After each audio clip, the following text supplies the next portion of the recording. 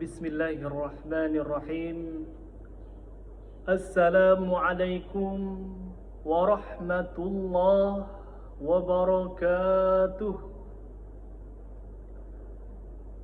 Alhamdulillahilladzi nahmaduhu wa nasta'inuhu wa nastaghfiruh. Wa na'udzu billahi min syururi anfusina wa min sayyiati a'malina. May yahdihillahu fala mudilla lahu wa may yudlilhu fala hadiya lahu. Asyhadu an la ilaha illallah wahdahu la syarika lahu wa asyhadu anna sayyidana wa nabiyyana Muhammadan abduhu wa rasuluh la nabiyya ba'dah. Yang sama-sama kita muliakan Al-Mukarram Al-Ustaz Dr. Haji Ahmad Sagir MAG, yang sama-sama kita muliakan pula tokoh-tokoh agama di lingkungan Masjid Raudatul Jannah, Komplek Joko atau Komplek Gria Pengurus Indah, Kabupaten Banjar. Yang sama-sama kita hormati tokoh-tokoh masyarakat, bapak-bapak, ibu-ibu, hadirin wal hadirat yang dirahmati Allah Subhanahu wa taala. Alhamdulillahi rabbil alamin. Pada kesempatan kali ini, di pagi yang insyaallah cerah pada hari ini, kita dapat dikumpulkan bersama dalam suasana Ramadan untuk menghadiri daripada kuliah 7 menit di bulan Ramadan ini. Salawat beriring salam semoga selalu tercurah kepada junjungan kita baginda Nabi Muhammad sallallahu alaihi wasallam, yang mana syafaat beliau kita nantikan di yaumil akhir nanti. Amin Allahumma amin. Sebelumnya saya ucapkan terima kasih kepada Ustadz Ahmad Sagir serta panitia pelaksana yang telah memberikan kesempatan kepada saya untuk bisa memberikan sedikit daripada petuah agama, atau dalam kegiatan ini dirangkai dengan kata kultub, kuliah 7 menit, namun nantinya mungkin ada lebih beberapa menit. Kemudian ucapan terima kasih selanjutnya saya ucapkan pula kepada hadirin wal hadirat yang berkenan hadir pada pagi hari ini, sehingga acara kita pada hari ini insyaallah dirahmati oleh Allah Subhanahu wa taala. Amin Allahumma amin. Sebelumnya perkenalkan terlebih dahulu, nama saya Muhammad Hafiz Ilmi, biasa dipanggil Hafiz. Ulun asli orang Kalua. Kita pakai ulun aja Pak. Ulun asli orang Kalua. Beberapa tahun kemarin ulun pernah menginap kurang lebih 3,5 tahun di komplek ini, yaitu sebagai mahasiswa program khusus dai. Semoga bapak-bapak, ibu-ibu masih ingat dengan ulun, sehingga kita lebih merasa dekat dalam kegiatan ini. Amin Allahumma amin. Kuliah 7 menit pada pagi hari ini akan saya rangkai dengan judul apa yang harus kita lakukan pada momentum bulan Ramadan ini. Hadirin wal hadirat yang dirahmati Allah Subhanahu wa taala.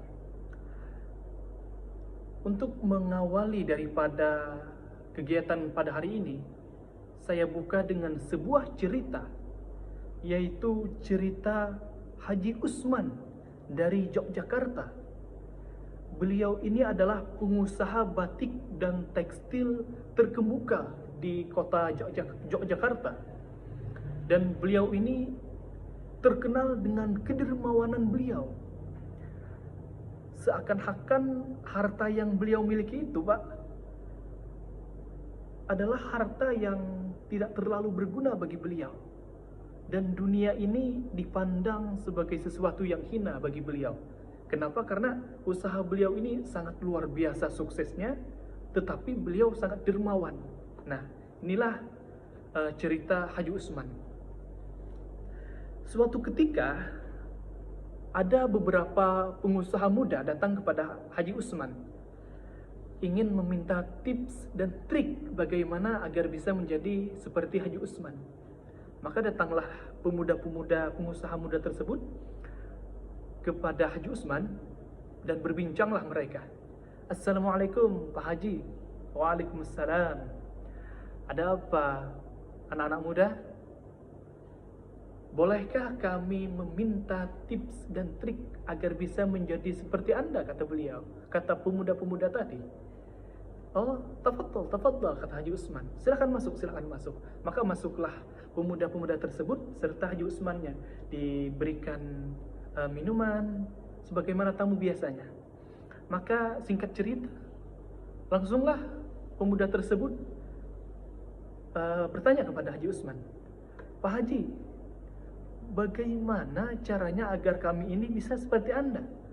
Orangnya kaya raya, bisnisnya lancar, sedekahnya ringan. Maka tertawalah Haji Usman mendengar pertanyaan pemuda-pemuda tersebut. Apa kata Haji Usman? Wah, salah alamat antum-antum ini.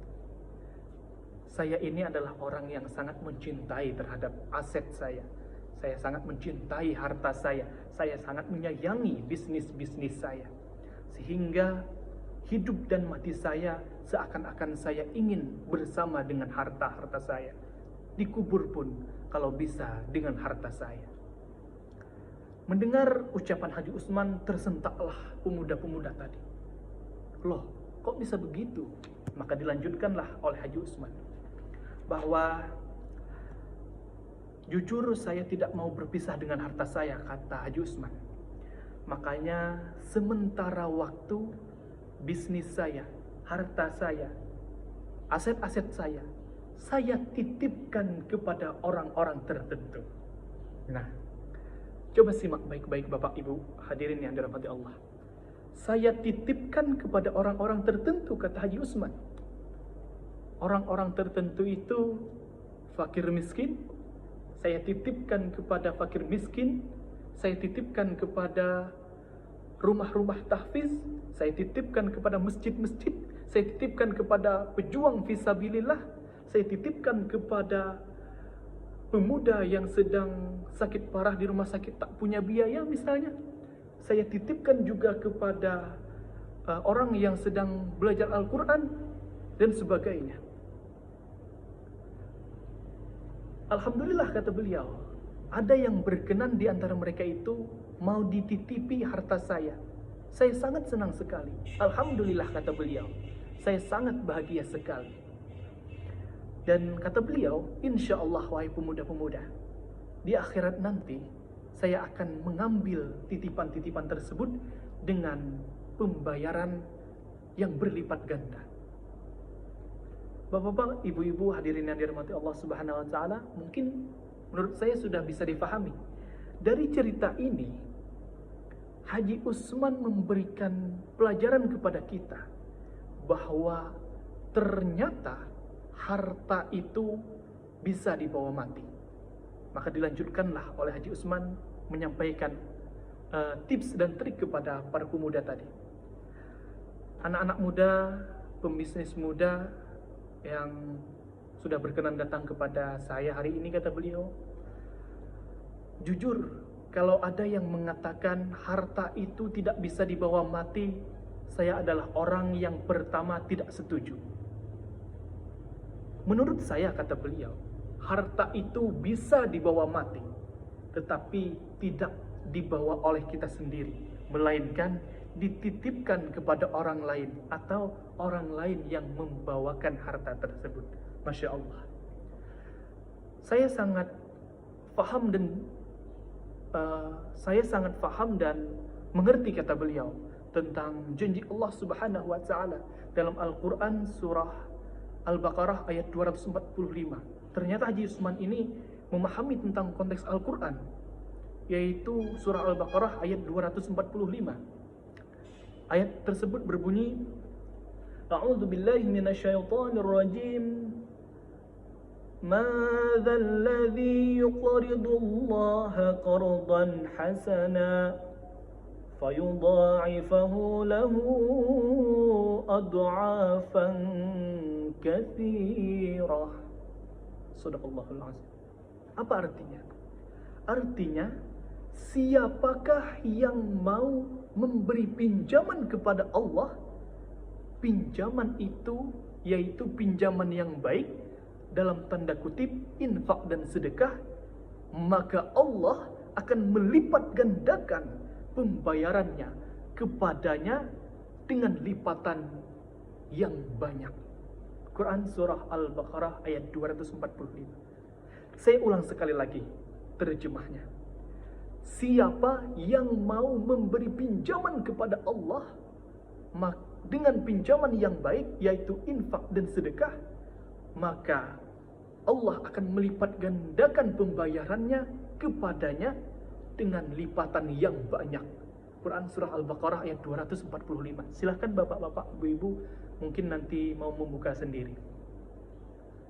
Ternyata Haji Usman sangat yakin terhadap ayat ini, sehingga inilah yang menjadi pedoman beliau. Punya harta banyak, sedekah juga banyak. Nah, bapak-bapak, ibu-ibu hadirin yang dirahmati Allah Subhanahu wa taala, hubungannya dengan momentum bulan Ramadan ini apa? Kenapa saya ceritakan hal ini?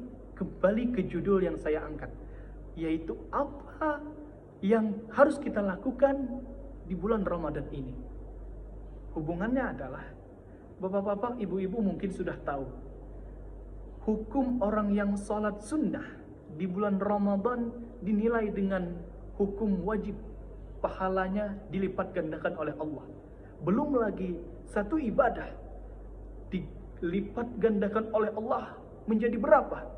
Saya tidak perlu jelaskan hal ini. Mungkin bapak-bapak, ibu sudah berpengalaman dan sering mendengar lipat gandakannya ini menjadi lipat ganda yang berapa. Inilah yang ingin saya sampaikan. Mumpung di bulan Ramadan, kita ibadah dipertingkat, kita tingkatkan ibadah kita di bulan Ramadan ini. Tetapi jangan lupa, kita juga tingkatkan sedekah kita. Di luar bulan Ramadan, kita juga sedekah, juga infak. Di dalam bulan Ramadan, lebih infak, lebih sedekah, lebih banyak lagi. Kalau tidak bisa dengan harta, paling tidak dengan senyuman. Kalau tidak bisa membukakan orang puasa, paling tidak dengan satu biji kurma. Masya Allah, sungguh beragam sekali daripada jenis-jenis sedekah ini. Bapak-bapak ya, ibu-ibu yang punya tanaman di kebun, misalnya buah mangganya sudah dibungkusi 50 biji agar hasilnya maksimal, luar biasa manisnya, mantep.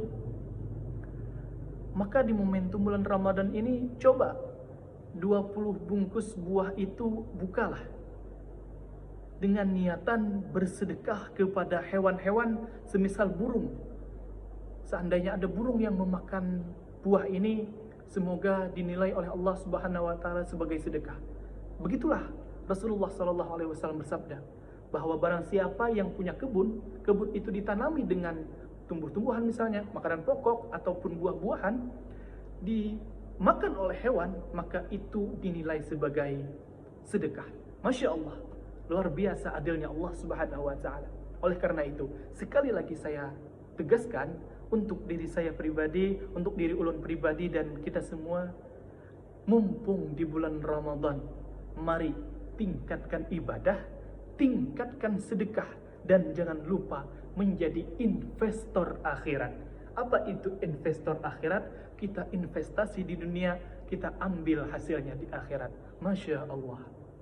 Semoga kita semua bisa menjadi investor akhirat, bisa meningkatkan ibadah kita di bulan Ramadan ini, bisa meningkatkan sedekah kita di bulan Ramadan ini. Yang di luar bulan Ramadan tidak terlalu murah senyum, di bulan Ramadan murah senyumlah. Di luar bulan Ramadan kurang bersapa dengan tetangga, kurang bersapa dengan masyarakat komplek. Di momentum bulan Ramadan, bereratlah tali persaudaraan, tali kekeluargaan di antara kita. Semoga dengan kuliah 7 menit singkat ini, yang mungkin lebih 7 menit penyampaian tadi, ada hikmah yang kita bisa ambil. Sekali lagi saya simpulkan, yang pertama, mari kita tingkatkan ibadah kita. Yang kedua, mari kita tingkatkan sedekah kita. Dan yang ketiga, mari kita menjadi investor akhirat. Bahwa sesungguhnya harta itu bisa dibawa ke akhirat dengan cara sedekah atau infak. Bapak-bapak, ibu-ibu hadirin yang dirahmati Allah Subhanahu wa taala, semoga kita semua bisa menjadi hamba Allah yang berguna di dunia, bermanfaat di dunia, serta diberkahi oleh Allah Subhanahu wa taala baik itu di dunia dan di akhirat. Terhadap apa yang Allah berikan kepada kita, kita gunakan dengan sebaik-baiknya. Mungkin ini saja yang dapat ulun sampaikan. Kalau ada kesalahan, mohon dimaafkan. Setajam-tajamnya pedang menusuk hati masih bisa diobati. Apabila lisan yang menusuk hati, kemana obat hendak dicari?